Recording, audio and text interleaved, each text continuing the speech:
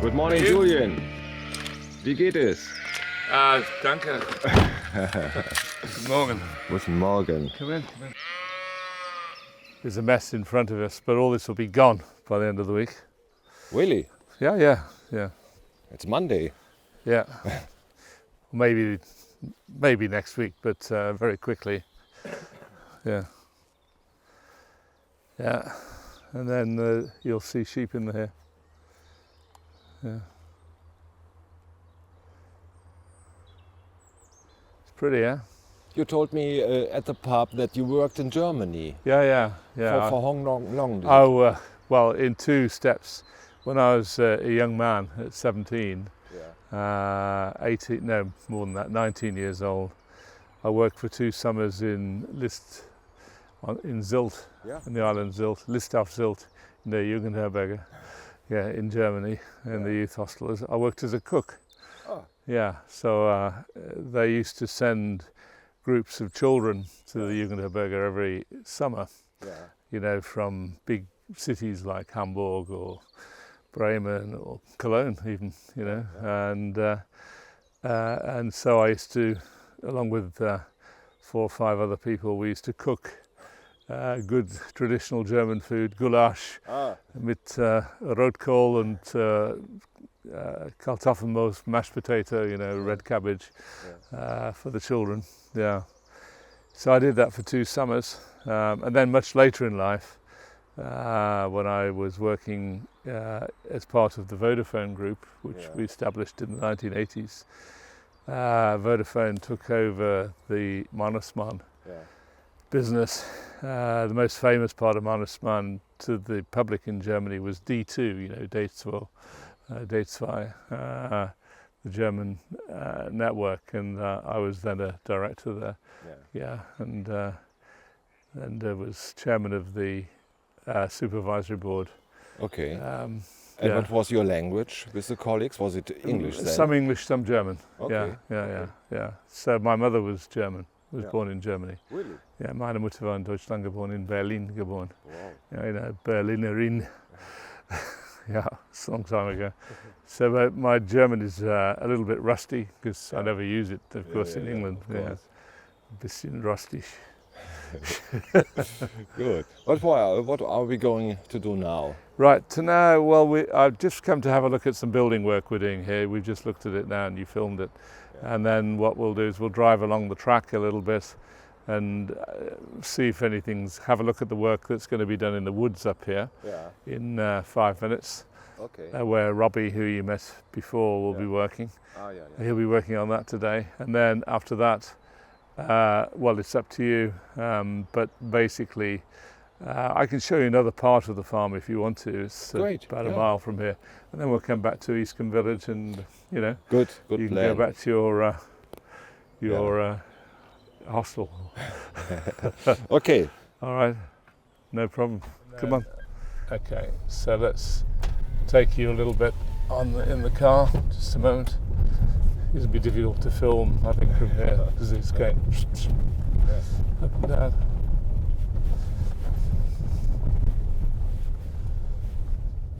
Because in Germany they don't eat lamb, the meat. No, yes. Not much. A little bit, but I don't like because I eat a baby. Oh right, okay, yeah. Well, the ones that are eaten are much older than this. When they say lamb, it's usually about 8 or 9 months old. Oh, okay. Yeah, it's not so young. But they're sheep that are bred, especially when you eat lamb, for eating them. This is not for eating. This is for something different. Yeah. There are people in Germany, they say English is an easy language. I don't agree.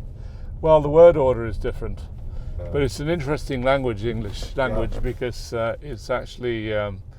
it's not a pure language. German is quite a pure language. Welcome home. Just back? Yeah. Yeah, tomorrow we've got some drinks tomorrow night, if you're able to come. Yeah.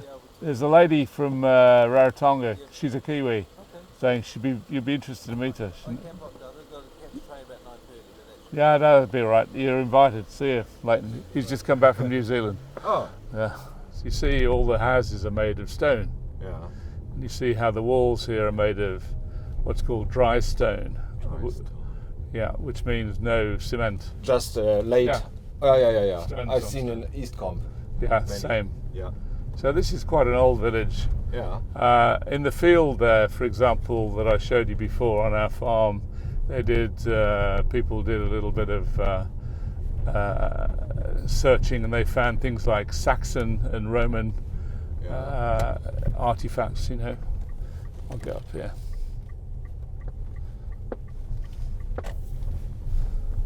Oh, okay. It's very kind of you driving me here. Oh, that's all right. Well, if you haven't seen it, yeah.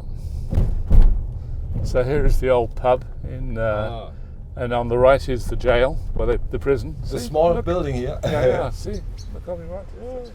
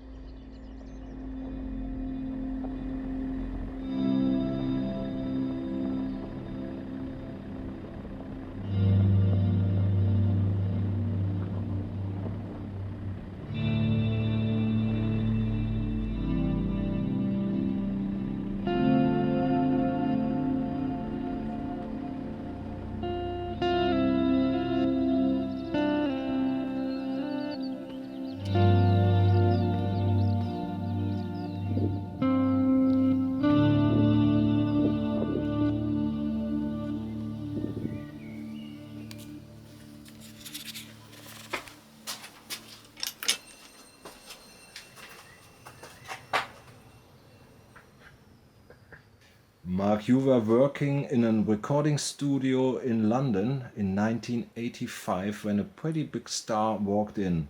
What can you still remember?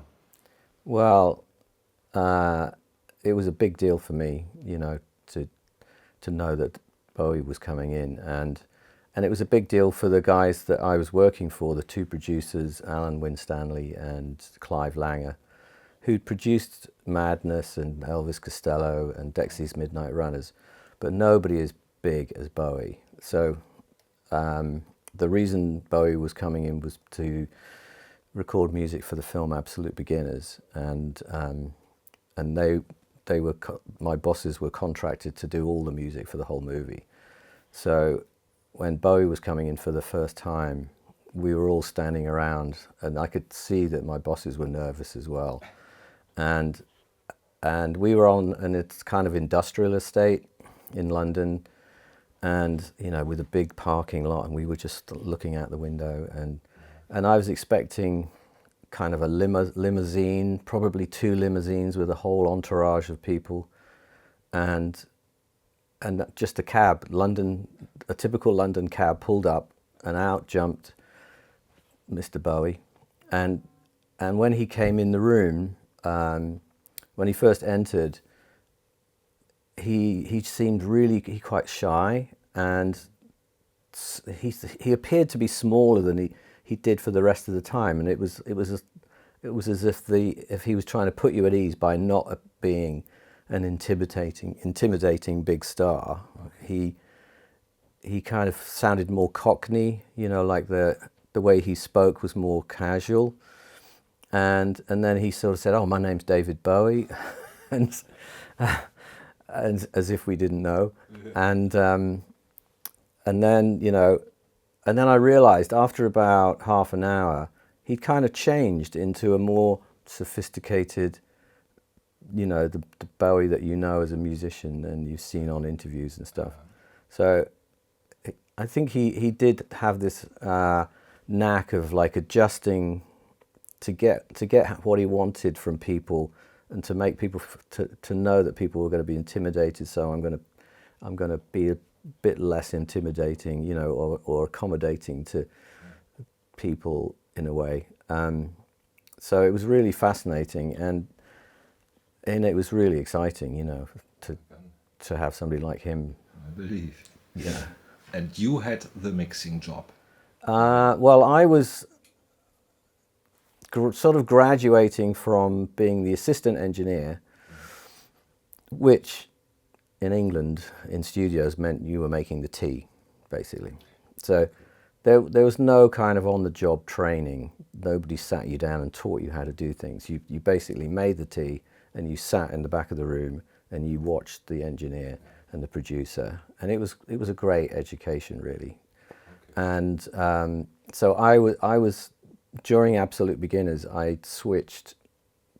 You know, sometimes I was the assistant and sometimes I was the engineer. So I wasn't completely hands-on on Bowie's stuff necessarily. Well, I did get an engineering credit on two or three songs, I think. That's Motivation was definitely one of them. But I think there was at least another one that I did get the engineering credit. And I did get the engineering credit on Dancing in the Street too, which I was pretty happy about. It was a year and one day after I started in studios that I worked. Bowie and Jagger on the same day. Yeah. How old have you been then? I was 26, I think, which was quite late. I started quite late. You know, a lot of people would start my job straight from school. Yeah. They'd get a job as the T-boy in the studio, and they would spend a long time before they became an engineer. But I'd been playing in bands and playing drums, and I got into the studio, and I knew as soon as I got in the studio, I was like, wow, this is what I want to do. Yeah. And it felt really important to me to learn as fast as possible, because I think at 25 you're a lot more hungry to get started than you are at like 16, and you're hanging out with rock stars. And my bosses were constantly throwing me in the deep end. They would, you know, there was a point that some of the songs on Absolute Beginners were big bands with sort of 9 brass players, drums, percussion, and the film company had installed a bar in the studio because the jazz musicians need a bar more than any other kind of musician, apparently. So, and my bosses were sort of taking drinks as well. And I remember at one point, I'm sitting at the desk and panicking because people are asking me questions. I can't hear myself. I'm thinking, where's that microphone? And you know, there's 24 different microphones up or something. Yeah. And then I turn around and I go, do you think it sounds okay? And my boss, Alan, who was the engineer, he was just asleep, and he just had his head on the sofa at the back, and I'm like, oh my God, I'm on my own. You know, there's no backup here.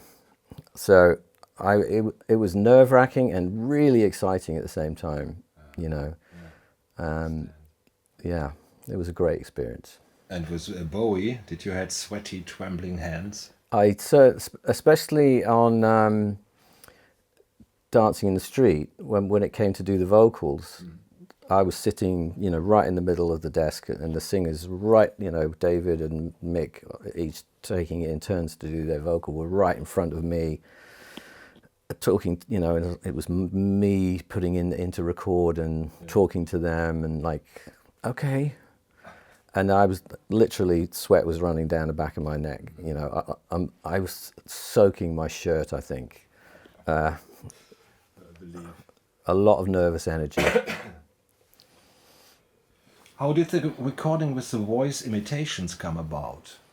Well, Bowie, who I was so impressed with, because he was filming during the day and coming to our studio at night to do recordings, and you know, he'd be up at like 4 o'clock in the morning, you know, and then makeup and then shooting and shoot all day, come to the studio, and I think, you know, it was about 10:30 or 11 o'clock at night. We were doing the vocals for absolute beginners, and it was just my bosses, Alan and Clive, and myself in the control room, and David singing. And at one point, he sang something, and either Alan or Clive said, "Oh, the way you sang it reminded me of who did he say? Oh, Springsteen." And then Bowie said, "Oh, how would he do that?" But somehow, thinking about it, I got that on recording, I think. So I must have sensed something was going to happen and put a cassette in record, because I managed to capture most of that, I think. Yeah. So something must have made me think, I better capture this, because we wouldn't normally be recording the dialogue between the studio and the engineers. So I put the cassette in, which meant that the microphone we were capturing everything. Yeah. Anyway, then he said, "Oh, let me just roll back. Let me just for fun or something, you know. Yeah. Let me try it." And he instantly rewrote the lyric, which I didn't realize until later. It was like, wow, how did he do that? He's singing the lyrics for Absolute Beginners, and then he goes back and he sings in sounding like Springsteen, but also Springsteen-style lyrics, which were great lyrics. And lyrics that probably Springsteen would probably think, wow, I wish I'd thought of that. It was great American imagery about cars and completely different from the original song. Yeah. And then he was thinking, somebody mentioned another, like Iggy or something, and that's how he then went, oh yeah, how would Iggy do it? So he just ran it a few times, and each time you do it in a different voice. And it was, you know, I just felt like, wow, I'm a really lucky person to be here to witness that. Yeah. Maybe we should listen to that cassette now. Mm-hmm.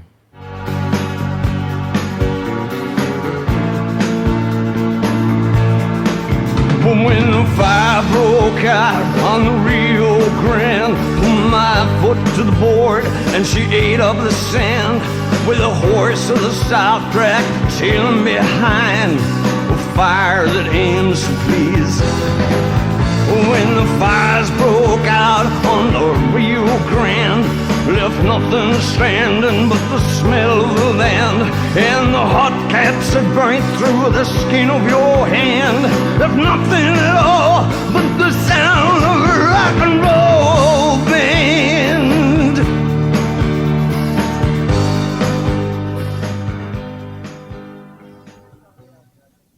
I'm going to give you somebody else now, just because I feel like it. Keep that last one. When the fires broke out in the Rio Grande, put my foot to the board and she ate up the sand, with her horse in the side track tailing behind, a fire that aims to please. When the fire broke out on the Rio Grande, left nothing standing but the smell of land, and the hubcaps that burns the skies of your hand, nothing left at all but the sound of a rock and roll band.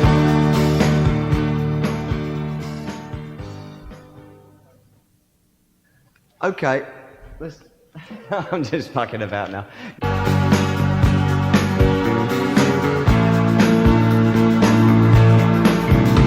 When the fires broke out on the Rio Grande, put my foot to the board and she ate up the sand, with the horse of the South track trailing behind, the fire that aims to bleed.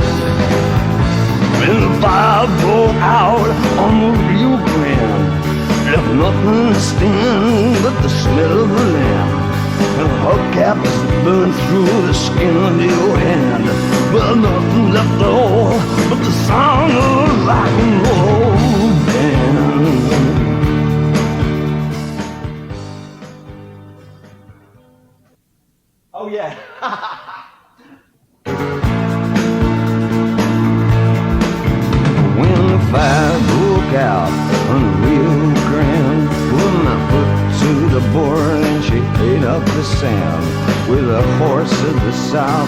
tracked hidden behind the fire ends to please.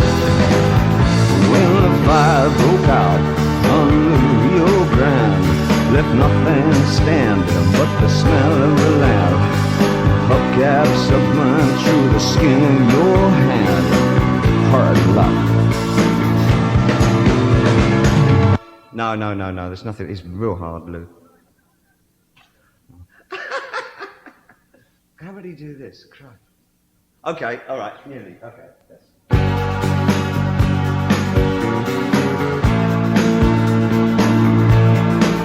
When the fires broke out on the Rio Grande, put my foot to the boards and she ate up the sand, with the horse of the South track tailing behind, a fire that aims to blaze. When the fires broke out on the Rio Grande, left nothing standing but the smell of the land, and hubcaps that burnt through the skin of your hand.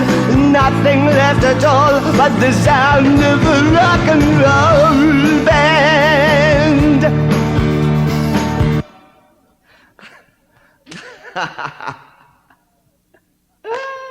Oh dear, Lou Reed. Okay, Iggy then. Iggy. Joe the Board. Yeah, okay. Yeah. Okay.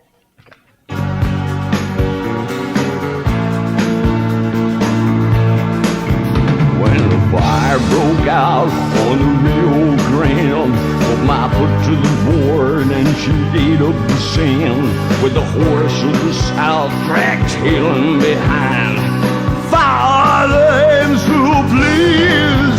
When the fire broke out on the Rio Grande, left nothing standing but the smell of the land, and hubcaps are burnt through the skin of your hand. Nothing left at all but the sound of a rock and roll band. Difficulty somewhere between all of them. I could never, no, I couldn't even get near to him. It's,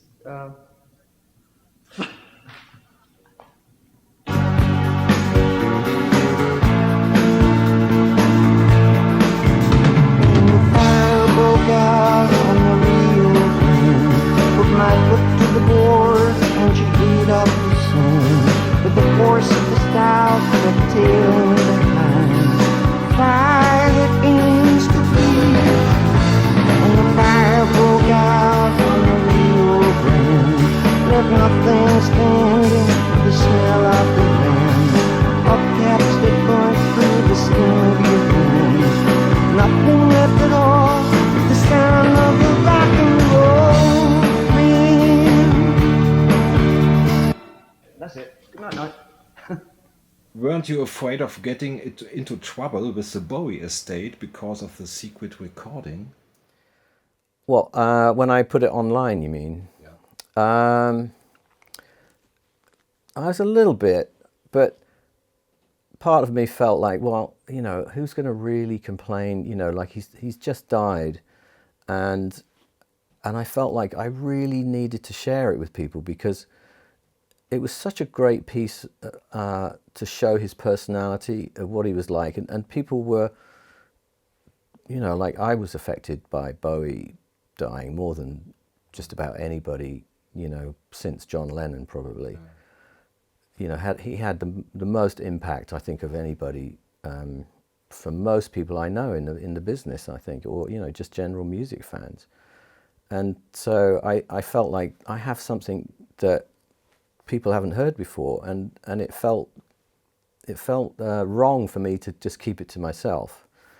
And I just thought, okay, I'm just going to put it up there because people need to hear this. And it did get a lot of attention. And there was one guy who kept saying, it's fake, it's completely fake. He's obviously talking rubbish. It was obviously not fake. And that was quite funny. But one of my bosses I saw a few years ago, and he said, I wasn't so happy when you did that because I felt that was a private moment. And I said, I know, it was, but it's such a nice, it's not like a bad, you know, it's not showing him a bad light at all. It's showing how incredible he was to be able to write a lyric instantly, which is absolutely mind-blowing. Yeah. And his humour, and you know, he's just, that's what he was like. He was not aloof, or, you know, as an assistant, or, you know, the lower cast in the studio, he didn't treat you differently. You know, he was a really respectful guy. You know, he never, you know, never gave you a bad vibe, really. And he was so professional and such a great singer. You know, all the time that the band were rehearsing for a take to record the band, he would sing along, and every single one of his sing-alongs could be the mastered vocal. But then he was very particular about recording the vocal, though, so he wouldn't sing it all the way through. He would say, okay, let's do the first line, and quite often he'd have the Walkman with the demo and the headphones, and he'd go, oh, let me just listen to how I sang it on the demo. And then he'd listen to it and go, okay, let's do the first line. And then he'd stop and go, okay, let me listen to that. Okay, let's do the next line. And I thought that was really strange, because, like, he's flawless. Like, he's one of the best singers I've ever experienced, like, consistently great. Mm-hmm. So, you know, I was always curious as to why he felt the need to be very almost clinical about the approach. Even when we did Dancing in the Street, which we were limited on time to get the whole thing finished because they had to shoot the video. When it came to the vocals, Mick Jagger went in and sang twice through, just straight through, brilliant. We used the first take, which was absolutely fantastic. Mm-hmm. And then Bowie went in and he did the one line at a time thing, which I was really quite surprised at. But it sounds great though, either way. Did you have time to socialize with David, and what can you tell you about working with him? Yeah, I didn't really didn't socialize him. I mean, I remember one time on a Sunday, he came in on a Sunday, and everything was shut on a Sunday, you know, in London at those times. And he was like, oh, I really want to fancy a beer. And I said, I've got some beer, I live up the road. And he goes, oh, would you mind? So I went and got Bowie a beer from my fridge, which was you know, and he was very grateful. And I thought, wow, it's not very often you go and get Bowie a beer from the fridge. Mark, thank you. That's it. Fantastic. All this way. Thank you. It was a pleasure.